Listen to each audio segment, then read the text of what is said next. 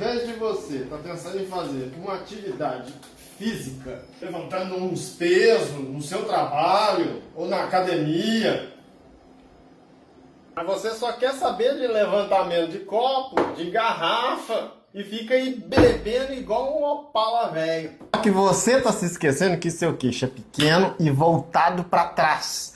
O seu pescoço tá desse tamanho, tá maior do que o do Mike Tyson. O seu pânceps aqui tá deste tamanho. E você fica aí achando que você é um moranguinho do amor. Na verdade, você tá roncando igual um porco na cabeça da sua mulher e ainda vai te trazer problema de coração no futuro. Então, meu amigo, preste atenção aqui. Do jeito que você tá levando a sua vida, eu só vejo duas opções. Uma é você separado e outra é a sua mulher viúva. Esse quadro pode mudar, é claro. Agora, se você também quiser vídeos mais motivacionais como esse, você passa a me seguir aí nas redes sociais e no meu canal também do YouTube.